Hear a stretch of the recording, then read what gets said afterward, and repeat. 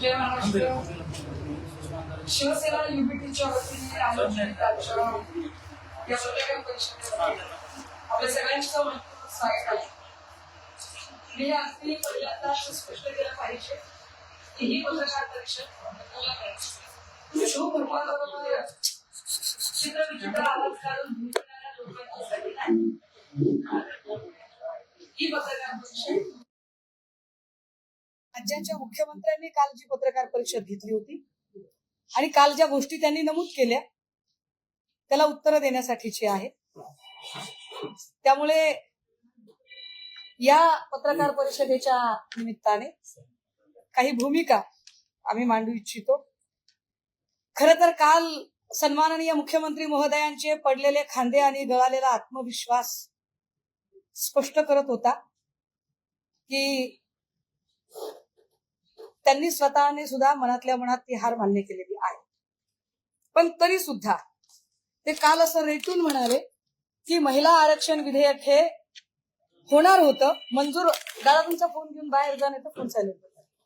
महिला आरक्षण विधेयक हे मंजूर होणार होतं, मात्र या विधेयकाला विरोध केला गेला आणि तो विरोध हा विरोधकांनी केला. काही गोष्टी आपल्या समोर स्पष्ट करणं गरजेचं आहे आणि त्या अतिशय बैजबार स्पष्ट करणं गरजेचं आहे.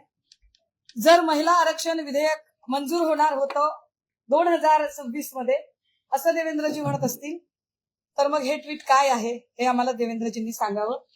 हे ट्विट याची तारीख आहे 20 सप्टेंबर 2023 सकाळी 9:14 2023 चं ट्विट आहे हे. आणि यात देवेंद्रजी असं म्हणतात, ऐतिहासिक क्षण, लोकसभेने आज महिला आरक्षण विधेयकाला बहुमताने मंजुरी दिली. विधेयकाच्या बाजूने 454 मते पडली. लोकसभा आणि राज्य विधानसभांमध्ये यामुळे महिलांना 33% आरक्षण मिळेल. पंतप्रधान नरेंद्र मोदीजी यांच्या नेतृत्वातील सरकारच्या अनेक ऐतिहासिक निर्णयांपैकी हे सुद्धा एक ऐतिहासिक पाऊल आहे. देशात रखडलेले अनेक प्रश्न निर्णय शून्यता आणि कर्तव्य शून्यतेमुळे अनिर्णित होते. आज नवा भारत सर्वसमावेशकतेच्या सर्वांच्या समान भागीदारीतनं विकासाच्या एका नव्या मार्गावर वाटचाल करतोय. माननीय पंतप्रधान मोदीजी यांचे खूप खूप आभार. संपूर्ण देशातील नारी शक्तीचे अभिनंदन. हे काय आहे हे आम्हाला जरा फडणवीस साहेबांनी समजावून सांगावं की जर आता तुम्ही म्हणताय की विधेयक मंजूर होणार होतं पण ते झालं नाही, विरोधकांनी विरोध केला, तर मग 2023 ला तुम्ही कसं काय हे ट्विट केलं? हे काय बागेश्वर बाबत म्हणजे त्यांना एक दूरदृष्टी आहे म्हणून हे झालेलं आहे का? हे 2023 ला आलेलं ट्विट आहे. बरं, हे फक्त देवेंद्रजींचं ट्विट आहे का? नाही. मी जरा आपल्याला अमित शहा यांचं सुद्धा एक ट्विट दाखवलं पाहिजे. जे अमित शहाजींचं जे ट्विट आहे हे ट्विट मी 2 ट्विट, एक विधेयक मांडण्याच्या आधीचं 2023 ला आणि विधेयक मंजूर झाल्यानंतर. मांडण्याच्या आधीचं अमित शहाचं हे ट्विट आहे. हे बघा, 20 सप्टेंबर 2023 9:09 रात्रीच्या वेळेला केलेलं ट्विट आहे. यात अमित शहाजी असं म्हणतात, I extend my heartfelt gratitude to mister PM Narendra Modiji for the women's reservation bill passed in the Lok Sabha today, असं अमित शहा ऑन रेकॉर्ड सांगत आहे. It has transform the political discourse in our nation throughout the edges. Women in India have shaped individuals, families, our society, and the economy with their care, compassion, and selfless contribution. The new bill will harness their power in shaping the destiny of our nation. It will strengthen our parliamentary democracy by making our laws and policies more gender inclusive and effective. 20 तारखेचं हे tweet 2023चं. याच्यावर काय म्हणणं आहे फडणवीस साहेब? म्हणजे खरं कोण बोलतंय, खोटं कोण बोलतंय ते तरी एकदा जरा लोकांना कळू देत. एक 21 तारखेचं परत एक ट्विट आहे. हे अमित शहाजींचं ट्विट आहे. अमित शहाजी या ट्विट मध्ये काय म्हणतायत बघा, where there is a will there is a way, जहा चाह है वहां राह है. आवड असली की सवड मिळते, मार्ग मिळतो, असं अमित शहाजी म्हणतात. पुढे ते असं सांगतात, a historic milestone was achieved today on the path of equitable governance as the Rajya Sabha has passed the women's reservation bill. म्हणजे लोकसभेत तर मंजूर झालंच झालं, पण दुसऱ्या दिवशी राज्यसभेत मंजूर झालं. त्याचं हे ट्विट सांगतात ते. आणि ते म्हणतात की the Rajya Sabha has passed the women's reservation bill bye fulfilling a long pending demand. Mr. PM Narendra Modi ji had sent a powerful message of gender equality and inclusive governance across the world. My heartfelt gratitude to Modi ji and congratulations to every citizen. हे भारतातल्या प्रत्येक नागरिकाचं अभिनंदन करणारं tweet 2023 आहे. यावर काय म्हणणं आहे?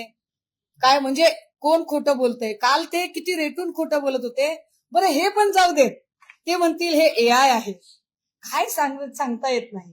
तर मग मी एकदा सांगितलं पाहिजे की जेव्हा हे बिल संसदेमध्ये मांडलं जात होतं 23ला, तेव्हा आणि बिल पास झालं तेव्हा अमित शहा काय म्हणतात? इसके साथ महिलाओं के अधिकार की एक लंबी लड़ाई का अंत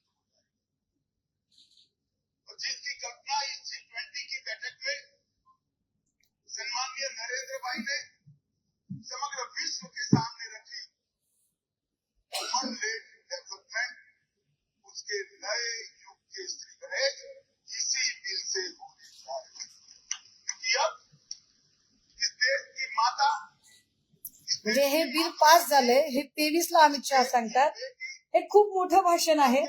पण यानंतर एक रॅली झाली एका प्रचाराची आणि त्या निवडणूक प्रचाराच्या रॅलीमध्ये मोदीजी काय म्हणाले? कदाचित फडणवीस साहेबांना विसर पडला असेल तर त्यांना माहिती असलं पाहिजे.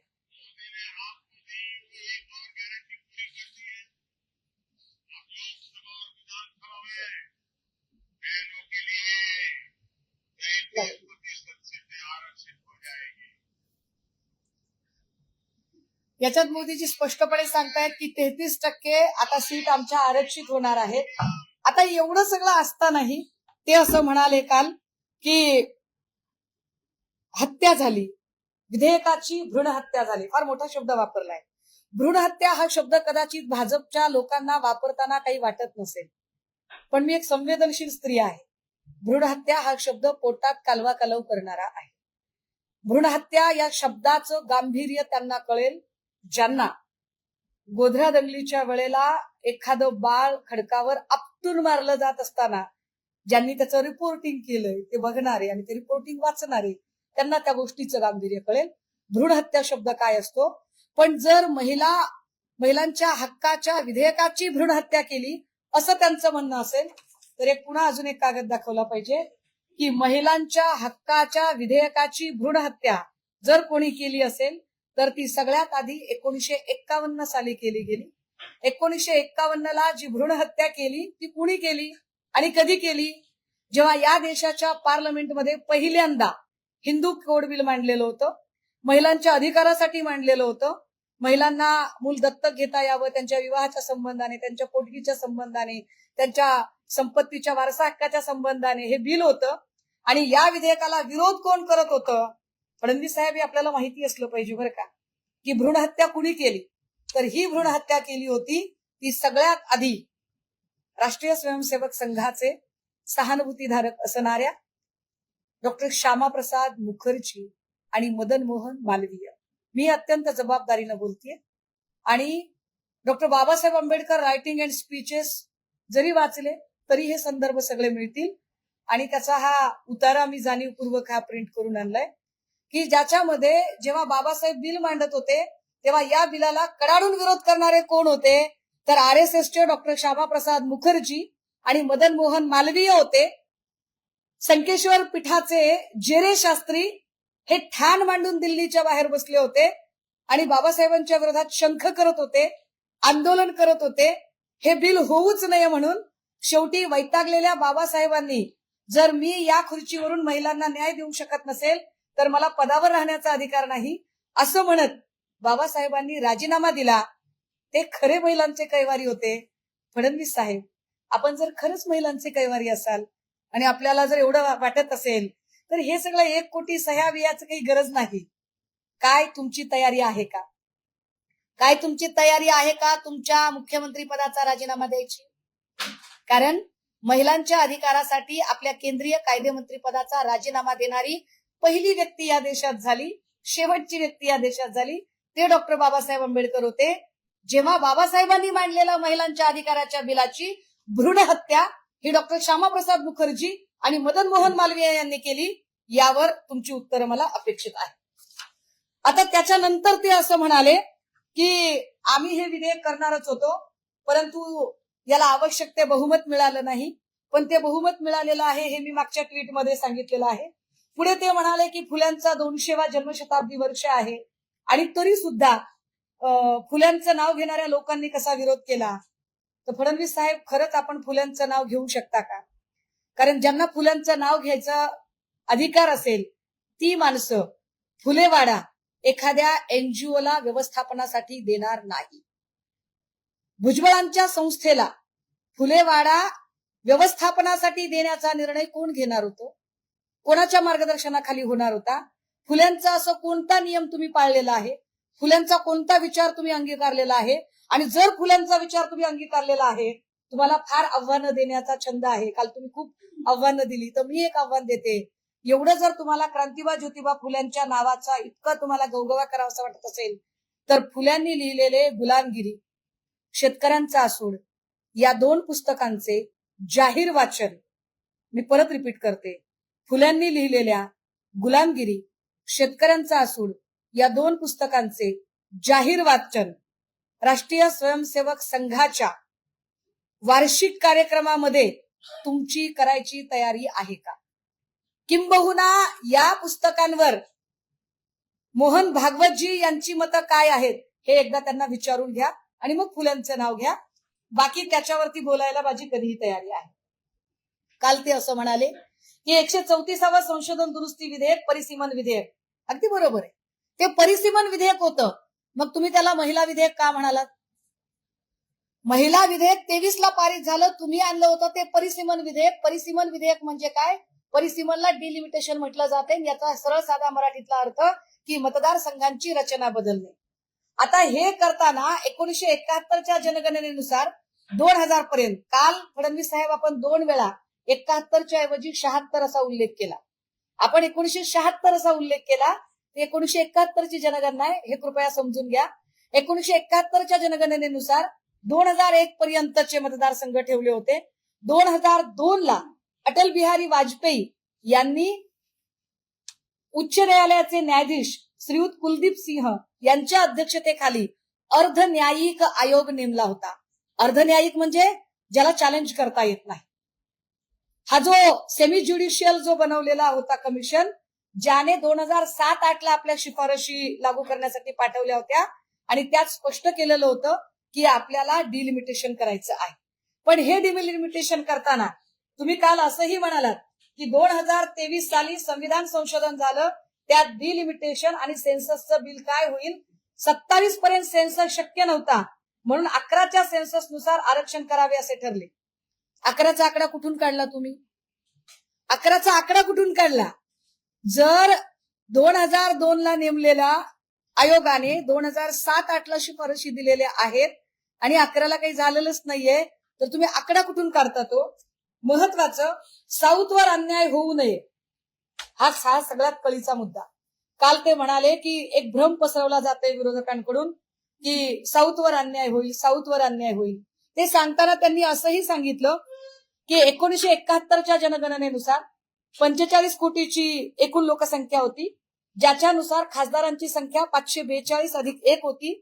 विशेषतः साऊथ मधून आलेले जे खासदार होते, ते जे खासदार आहेत ते 23.76. आता जर संख्या वाढली तर 23.87. माझा या पत्रकार परिषदेतनं पुन्हा एकदा प्रश्न आहे फडणवीस साहेब, आपण असं म्हणालात की साऊथची सुद्धा संख्या वाढेल आणि ती 50% वाढेल. जर 50% संख्या वाढेल असं आपलं म्हणणं असेल आणि आता जर 23.76 आहे, तर 23.76चं 50% हे 47% व्हायला पाहिजे. ते 23.87 असा आकडा तुम्ही कुठून काढला? एक. दुसरं असं, हा माझ्याकडे एक ग्राफ आहे.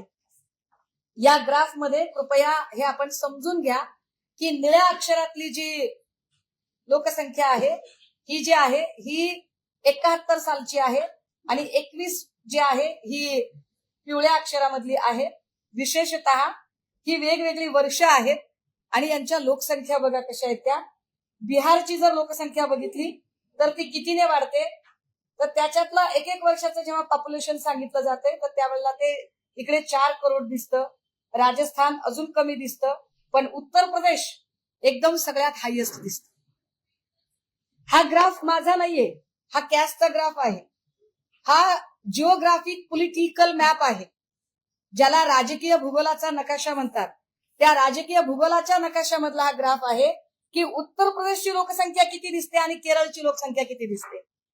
आता जर ते काय म्हणतात, देवेंद्रजी असं म्हणाले, काल ते म्हणाले की आम्ही पीपल्स रिप्रेझेंटेशन ऍक्ट असं त्यांनी शब्द वापरला. पीपल्स रिप्रेझेंटेशन ऍक्ट म्हणजे काय की लोकांच्या एकूण संख्येच्या तुलनेत असणारं प्रतिनिधित्व. ठीक आहे. आता हे जर लोकसंख्येच्या तुलनेत असणारं प्रतिनिधित्व वाढणार असेल, जर केरळची लोकसंख्याच वाढली नाही तर खासदारांचा आकडा वाढेल कसा. केरळची लोकसंख्याच वाढलेली नाही आणि उत्तर प्रदेशची मात्र लोकसंख्या वाढलेली आहे. आता कुणाची जास्त खासदार जाऊ शकतील बरं. म्हणजे साऊथ विरुद्ध नॉर्थ हा संघर्ष कोण उभा करत आहे, तर हा संघर्ष भाजपा उभा करत आहे. भाजपाला याची काय गरज आहे. जर भाजपाला वाटतंय की महिलांना द्यायचंय तर 543 मधलं द्या, आम्ही तयार आहोत. तरीही काल फडणवीस साहेब असं म्हणाले की विरोधक रंग बदलणाऱ्या सरड्यासारखे आहेत. वाईट वाटलं मला. मुख्यमंत्री महोदयांकडून अशी भाषा अपेक्षित नाही. मुख्यमंत्री महोदय, काही असलं तरी तुम्ही आमच्या राज्याचं प्रतिनिधित्व करता, पण तुम्ही म्हणालात की रंग बदलणारे सरडे वगैरे. मी असे कुठलेही शब्द वापरणार नाही, पण रंग बदलणारा सरडा काय असतो आम्ही तर असं कधी काही केलं नाही, पण काही फोटोज आपल्याला दाखवले पाहिजे. ताई एक एक फोटो घ्या आता हातात.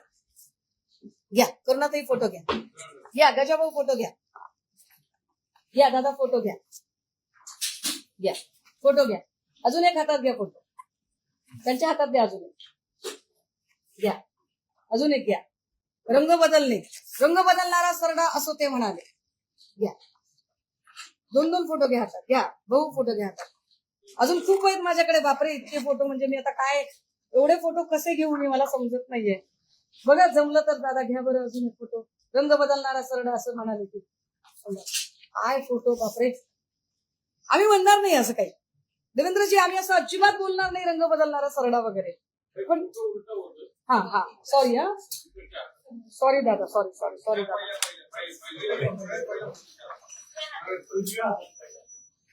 Sorry, extremely sorry.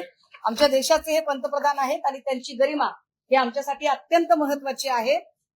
आता हे काय आहे दादा, हे काय आहे, हे सगळं काय आहे ते आम्हाला एकदा फडणवीस साहेब तुम्ही समजावून सांगा. हा नाही, मी त्याच्यावर बोलते ना, मी फ्लोअर ओपन करते दादा, माझे मुद्दे पूर्ण होऊ देत ना. म्हणजे तुम्ही विरोधकांना रंग बदलणारे सरडे म्हणणार, तुम्ही भ्रूण हत्या शब्द वापरणार, कधी तुम्ही म्हणणार की मनमोहन सिंग तो रेनकोट पहनकर नहाते हैं, असे शब्द प्रयोग लोकप्रतिनिधींच्या तोंडी शोभत नाही. मला एक सुसंस्कृत वारसा आहे. माझ्या आई वडिलांचे, माझ्या नेतृत्वाचे माझ्यावर अतिशय चांगले संस्कार आहेत. त्यामुळे मी कुठलेही वाईट शब्द वापरणार नाही. 1 मिनिट थांबा ना दादा, 1च मिनिट थांबा. हे माझे मुद्दे पूर्ण होऊ देत मला. आता हे सगळं झाल्याच्या नंतर मी जरा अजून पुढे गेलं पाहिजे. माझ्याकडे खूप आहे. ते काय काय म्हणाले ते माझ्याकडे सगळं आहे. मग ते म्हणाले की या सगळ्यांच्या मध्ये त्यांनी सांगितलं की पुरुषी आणि रिग्रेसिव्ह मानसिकता आहे. पुरुषी आणि रिग्रेसिव्ह हे शब्द त्यांनी वापरले. ते म्हणाले की विरोधकांची रिग्रेसिव्ह मानसिकता. फडणवीस साहेब, आमची रिग्रेसिव्ह मानसिकता असेल तर आपण मला सांगा, या देशाचं सर्वोच्च पद हे महामहिम राष्ट्रपती पद आहे. मग महामहिम राष्ट्रपती पदावर असणाऱ्या द्रौपदी मुर्मूजी यांना नवीन संसद भवनाच्या उद्घाटन समारंभामध्ये अजिबात येऊ दिलं नाही. ही मानसिकता कोणती आहे? याला रिग्रेसिव्ह मानसिकता म्हणतात की अजून काय म्हणतात हे आपण मला सांगा. मला याचं उत्तर पाहिजे, कारण तुम्ही आम्हाला रिग्रेसिव्ह म्हणताय. पुढे ते असं म्हणाले की फक्त महिलाच नाही तर शेड्यूल कास्ट, शेड्यूल ट्राईबच्या महिलांवर सुद्धा अन्याय झालाय. फडणवीस साहेब, तुम्ही शेड्यूल कास्ट आणि शेड्यूल ट्राईब म्हणालात. मी शेड्यूल कास्ट मध्ये येत नाही साहेब. मी शेड्यूल ट्राईब मध्ये येत नाही, पण मी ज्या समूहातनं येते, माझ्या समूहातला पार्लमेंट सोडा साहेब, पार्लमेंटमध्ये नाहीये, विधिमंडळामध्ये नाहीये, माझ्या समूहाचा माणूस हा खाली ग्रामपंचायतीत पण नाहीये. फडणवीस साहेब, मला मुख्य प्रवाहात आणण्यासाठी तुमच्याकडे काय कार्यक्रम आहे? तुम्ही म्हणताय ना की एससी आणि एसटी वर अन्याय होतोय, तर SC, ST, NT, DNT, SBC, OBC, micro minority, मी मायक्रो मायनॉरिटीची आहे. काय तुमच्याकडे उपक्रम आहे माझ्यासाठी सांगा मला. मी जरा अजून एकदा तुम्हाला सांगितलं पाहिजे. तुम्ही असं म्हणालात की 73 ऐवजी 275 महिला संसदेत गेल्या असत्या, आणि तुम्ही असंही म्हणालात की बीजेपीने खूप साऱ्या महिला मुख्यमंत्री दिल्या. फडणवीस साहेब, तुम्ही किती साली दिल्या हो महिला मुख्यमंत्री? मी जरा तुम्हाला यादी सांगितली पाहिजे. तुम्ही किती साली महिला मुख्यमंत्री दिल्या आणि काय काय केलं? फडणवीस साहेब, या देशामध्ये काँग्रेसने सगळ्यात आधी महिला मुख्यमंत्री दिली. सुचेता कृपलानी उत्तर प्रदेशला 1963 ते 67 काळामध्ये मुख्यमंत्री होत्या. ओडिशाला नंदिनी सतपथीजी 1972 ते 73 आणि 74-76 काळामध्ये झाल्या. शशिकला काकोडकर महाराष्ट्र गोमंतक पार्टीच्या गोव्यामधून 73 ते 79 ला मुख्यमंत्री झाल्या. सय्यदा अनवरा तैमूर काँग्रेसच्या आसामला मुख्यमंत्री होत्या 1980 ते 81च्या काळामध्ये. व्ही.एन. जानकी सिद्धरामन एडीएमकेच्या मुख्यमंत्री होत्या तमिळनाडूमध्ये 88 साली. जयललिता एडीएमकेच्या मुख्यमंत्री तब्बल 5 वेळा 1991 ते 2016च्या काळात होत्या. बहन मायावती बहुजन समाज पार्टीच्या मुख्यमंत्री मान्यवर कांशीरामजींनी केलेल्या 1995 ते 2012 4 वेळा मुख्यमंत्री होत्या. देवेंद्रजी बघा, म्हणजे ज्यांनी तुम्हाला विरोध केलाय त्या लोकांनी महिलांना किती संधी दिली आणि किती वेळा दिलेली आहे ती. राजेंद्र कौर भट्टल पंजाबमध्ये काँग्रेसने दिलेल्या मुख्यमंत्री 1996 ते 97च्या काळात होत्या. जनता दलाने राबडी देवींना संधी दिली बिहारमध्ये 1997 ते 2005 3 वेळा मुख्यमंत्री झाल्या. शीला दीक्षित 1998 ते 2013 काँग्रेसच्या मुख्यमंत्री दिल्लीत झाल्या. आणि हो फडणवीस साहेब, आपण रितू तावडेजींना आरक्षण पडल्यानंतर महापौर केलंय. मी हे अभिमानाने सांगितलं पाहिजे की किशोरीताई पेडणेकरांच्या वेळेला सर्वसाधारण जागा होती, तिथे पुरुष बसवता आला असता. परंतु मला अभिमान आहे माझ्या पक्षप्रमुखांचा की सन्माननीय पक्षप्रमुख उद्धव साहेबांनी सर्वसाधारण आरक्षण असताना आणि पुरुष बसवता येत असतानाही किशोरीताई पेडणेकरांची निवड त्या जागेसाठी केली. एवढंच नाही, ओबीसीची जागा असताना, ओबीसी पुरुष बसवता येत असताना सुद्धा श्रद्धाताई जाधव या महिला महापौरांची निवड त्यांनी केली. खुली जागा असताना आणि पुरुष आणि राऊत यांची निवड केली. या मुंबईला, जिला देशाची आर्थिक राजधानी म्हटलं जातं, तिथे सर्वाधिक महिला महापौर जर कोणी दिले असतील तर ते आम्ही दिलेले आहेत. तुम्ही आम्हाला रिग्रेसिव्ह मानसिकता सांगताय, तुम्ही आमची रिग्रेसिव्ह मानसिकता ठरवताय. परत ते काय म्हणाले? ते असं म्हणाले की मी चॅलेंज देतो माझ्या स्तरावरच्या.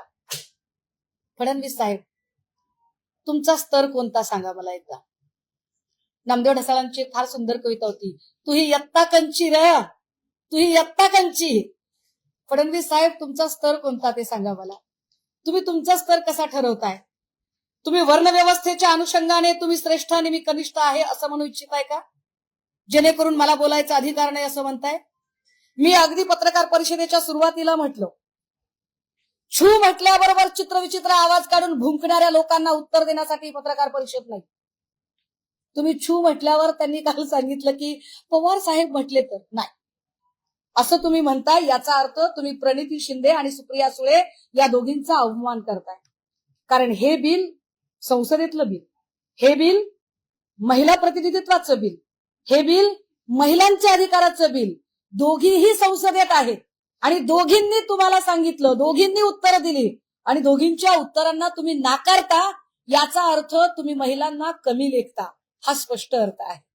तुम्ही सुप्रियाताई आणि प्रणितीजी दोघी जणी बोलल्यावर छे छे तुम्ही काय पवार साहेब बोलले पाहिजे, म्हणजे महिलांनी उत्तर दिल्यावर तुम्ही त्यांना तुच्छ समजताय, तुमचा स्तर तुम्ही श्रेष्ठ दाखवताय. मग तुम्ही म्हणाल की माझ्या स्तरावरच्या लोकांनी, तुमचा स्तर कसा ठरतो? वर्णश्रेष्ठत्वाने ठरतो की पदाने ठरतो की वयाने ठरतो? जर तुम्ही पदाने मुख्यमंत्री आणि मी तर कोणीच नाही बाबा, मी तर आमदार नाही, खासदार नाही, मी तर कोणीच नाहीये. हा, पण हे बिल माझ्यासाठी महत्वाचं आहे, कारण मी सुद्धा त्याच्यातनं जाऊ शकते. पण मुख्यमंत्री महोदय, जर तुम्ही स्तराची भाषा करत असाल तर मी तुम्हाला सांगितलं पाहिजे, मी वारकरी संप्रदायातलं लेकरू आहे आणि भंपक वारकऱ्यातली नाही, मी खऱ्या अर्थानं वारकरी संप्रदायातलं लेकरू आहे. ज्या वारकरी संप्रदायामध्ये चांगदेवांना अहंकार झाला आणि ते म्हणाले की मुक्ताई सारख्या छोट्या पोरीशी मी बोलणार नाही, आणि त्यावेळेला मुक्ताईने जे सांगितलं आणि उत्तर जे दिलं, ज्याला चांगदेव 65 ग्रंथ म्हणून पुढे प्रसिद्धी मिळाली, मी लहान आहे, मी मुक्ताईच्या नखाची पण सर करू शकत नाही, पण तुमच्यामध्ये चांगदेवाचा अहंकार भरलाय का ते बघा जरा, तुम्ही कुठल्या पद्धतीने बोलताय ते. आणि होय, तुम्हाला फार महिलांचं वाटतंय ना की आम्ही खूप महिलांना देतो, आम्ही खूप महिलांसाठी करतो, आम्हाला फारच महिलांच्या अधिकारांची कदर आहे, आम्ही किती महिलांना नेतृत्व दिलं ते बघा, आम्ही कसं महिलांच्यासाठी काम करतो ते बघा. तर पुन्हा एकदा तुम्हाला मी शेवटची आकडेवारी अजून एक दिली पाहिजे. ती आकडेवारी अशी आहे साहेब, की तुम्ही जे काही एकूण मांडलं त्याच्यामध्ये तुम्ही जे सांगितलं की आम्ही महिलांना खरं आरक्षण देतोय, 145 उमेदवार तुम्ही लढवले, किती महिलांना उमेदवारी दिली? तुम्हाला खरंच महिला नेतृत्वाची चाड आहे.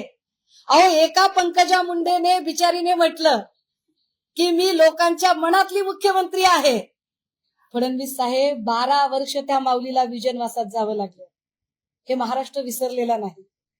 फडणवीस साहेब, तरीही तुम्हाला जर असं वाटत असेल की मी खरा महिला धोरणाचा पुरस्कर्ता आहे आणि आम्ही रिग्रेसिव्ह, तर चला आम्ही मान्य करतो, तुम्ही प्रोग्रेसिव्ह मानसिकतेचे व्हा.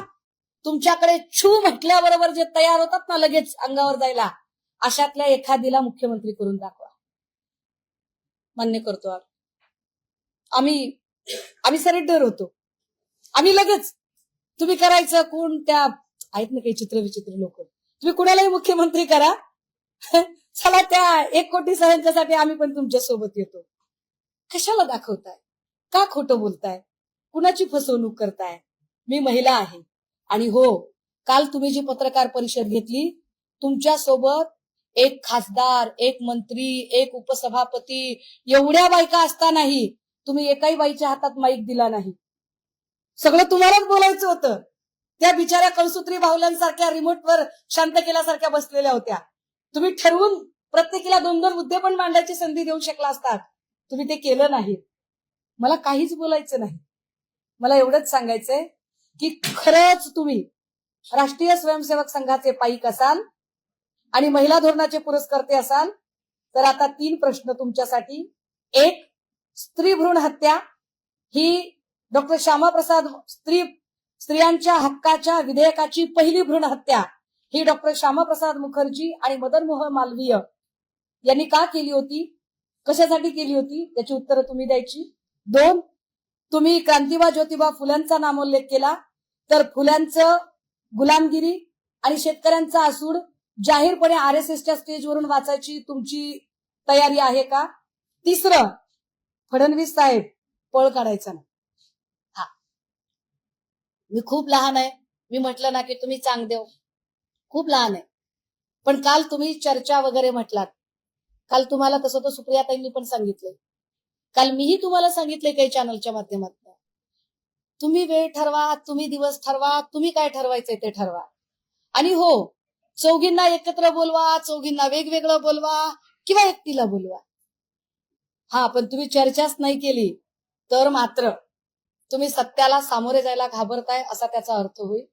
सत्याला सामोरे जायची तयारी असेल तर केव्हाही विथ डेटा माझी बोलायची तयारी आहे. पॉप्युलेशन काय असतं, डेमोग्राफिक डिव्हिडंड काय असतो, डिलिमिटेशन बिल काय आहे, 134 अमेंडमेंट काय आहे, कशा पद्धतीने कॉन्स्टिट्युशनल अमेंडमेंट होतात, 2/3 मेजॉरिटीने होणारी अमेंडमेंट काय असते, याच्यामधला महिलांचा विमेन पार्टिसिपेशन किती आहे, शेड्यूल कास्ट शेड्यूल ट्राईबच्या महिलांचं रिप्रेझेंटेशन काय आहे, तुमच्या प्रत्येक प्रश्नांची उत्तरं बैजवार द्यायला तयार आहे. तरीही जर फडणवीस साहेब तुम्हाला असं वाटत असेल की माझा स्तर तुमच्या बरोबरीचा नाही, तर तुमची बहीण म्हणून तुम्हाला आवाहन करते, चला माझा स्तर तुमच्या बरोबरीला येण्यासाठी तुम्ही आता प्रयत्न करा. 10-15 दिवस तुमच्याही हातात आहे. त्यांनी सांगितलं की सरचा दिवशी माझ्या लेवलचा म्हणजे मुख्यमंत्री लेवलचा जो साहेब चर्चेला येते का तुमच्या पक्षात? लेवल ही पदावरून ठरते असं कधी सांगितलं गेलं? त्यांनी बोलावं ना, त्यांनी लेवल कशावरून ठरवली ते सांगावं ना. कारण शरहृदयात ज्याच्या त्यालाच दुःख ठावे. आम्ही महिला आहोत, आमचं दुखलंय, आम्हाला वाईट वाटलंय. भ्रूण हत्या शब्द इतका सोपा नाही तुम्ही वापरलेला. जी आई आपलं रक्त मांस लावून 9 महिने 9 दिवस आपल्या पोटचा गोळा आपल्या पोटात वाढवते, मरणप्राय यातना सहन करून त्याला प्रसवते, तळहाताचा पाळणा करून ज्याला जोजवते, त्याच्याबद्दल अकल्पित विचार सुद्धा करू शकत नाही. तुम्ही जाणीवपूर्वक महिलांच्या सेंटिमेंटला हात घालायचा प्रयत्न केला. तुम्ही ठरवून एक भावनिक राजकारण करायचा प्रयत्न केला.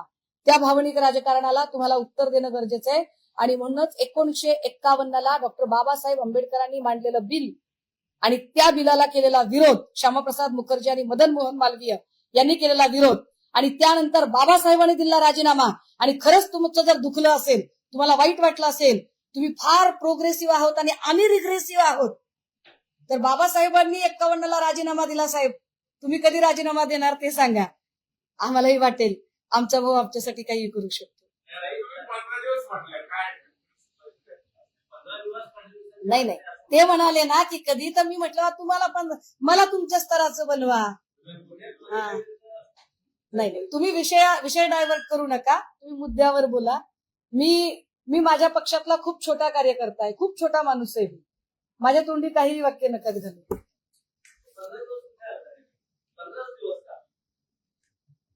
एक टाइम बाउंड पिरियड असा म्हणून तुम्ही 15 महिने घ्या, हरकत नाही माझी. 15 महिने घ्या, त्याला काय बिघडते?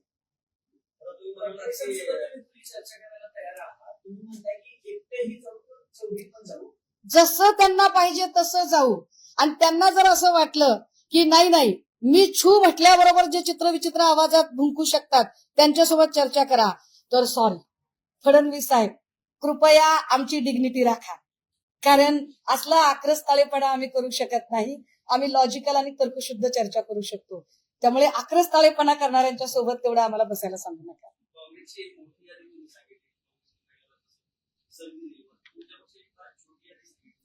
माझा पक्षच सत्तेत किती वेळा आला दादा? माझा पक्ष 2 वेळा सत्तेत आला, पण दोन्ही वेळेला सत्तेत ज्या वेळेला आला त्यावेळेला माझ्या पक्षानं माझ्या पक्षाची सत्ता जी मुंबई महापालिकेत होती तिथे मात्र सर्वाधिक महापौर हे महिला बसवण्याचं काम माझ्या पक्षाने केलंय. याचा मला आनंद आहे. मगाशी जे मी म्हटलं की तुलनात्मक जर आम्ही विचार केला, तर त्या तुलनात्मक विचारांमध्ये काय म्हणता येईल त्याला की एकूण त्यांनी काय पद्धतीने महिलांना आतापर्यंतच प्रपोर्शन दिलेलं आहे. उदाहरणार्थ एक आकडेवारी माझ्याकडे आहे आता, त्या आकडेवारी जरा बघा की कशा पद्धतीची आहे. की सध्याच्या मंत्रिमंडळामध्ये 39 मंत्री आहेत, त्यात फक्त 4 मंत्री आहेत, 4 महिला मंत्री आहेत. विधानसभेमध्ये 132 आमदार लढले, त्याच्यात फक्त 14 बायका होत्या उमेदवार, म्हणजे 10%. विधान परिषदेमध्ये 22 आमदार आहेत, त्याच्यात फक्त 4 महिला आमदार आहेत. राज्यात 58 जिल्हाध्यक्ष आहेत भाजपाचे, 58, त्याच्यात फक्त 3 ठिकाणी महिला आहेत. देशभरातला जो पक्ष आहे ते धक्कादायक आहे की सगळ्या राज्यांमध्ये आहे, पण धक्कादायक एक आहे की एकाही राज्याची, भारतीय जनता पार्टीची एकाही राज्याची प्रदेशाध्यक्ष महिला नाही. आम्ही रिग्रेसिव्ह आहोत ना साहेब? चला आम्ही मान्य करतो. तुम्ही तुमचा प्रोग्रेसिव्ह ऍटिट्यूड दाखवा. राष्ट्रीय स्वयंसेवक संघाच्या सरसंघ संचालक पदावर महिलेला बसवा आणि तुम्ही दाखवा तुमचा प्रोग्रेसिव्ह ऍटिट्यूड. भारतीय जनता पार्टीच्या अध्यक्षपदी एका महिलेला स्थान द्या आणि तुम्ही तुमचा प्रोग्रेसिव्ह ऍटिट्यूड दाखवा. आणि सगळ्यात महत्वाची गोष्ट, देवेंद्रजी, या देशाच्या सर्वोच्च नेतृत्व म्हणून, या देशाची पंतप्रधान म्हणून सगळ्यात आधी जर स्थान कोणी दिलं असेल ना महिलेला, तर ते काँग्रेसनं दिलेलं आहे. जर खरेच तुम्ही महत्वाचे असाल आणि तुम्ही रिग्रेसिव्ह नाही, तुम्ही प्रोग्रेसिव्ह असाल, तर हे डिक्लेअर करा आत्ताच्या आत्ता. 1 कोटी महिलांच्या सह्या घेण्याच्या आधी हे डिक्लेअर करा की होय 2029 ला आमच्या जर आम्ही सत्तेत आलो, येणार की नाही माहित नाही मला, शंका कमी आहे, फारच वाटते मला की तुम्ही आता येऊ शकाल म्हणून. पण जर आम्ही सत्तेत आलो, भारतीय जनता पार्टी जर सत्तेत आली, तर भारतीय जनता पार्टीचा पंतप्रधान पदाचा उमेदवार ही महिला असेल आणि महाराष्ट्रातला मुख्यमंत्री पदाचा उमेदवार ही महिला असेल, हे जाहीर करा. आवाहन तुम्हाला. ही हिंमत आहे का बघू तुमची. कशाला उगाच कोरडं प्रेम दाखवताय. एवढं तर कळतं राव आम्हाला. आम्ही गावाकडचे आहोत साहेब. आईनं फिरवला हात आणि शेजीनं चारला भात, तर एकच असतं. तुमचा शेजीचा भात नको आम्हाला. आम्हाला जे आमच्या विचारांनी मिळालंय ते भरपूर आहे. हे बाळकडू आणि फुलांचं तर नावच घेऊ नका, सोडा.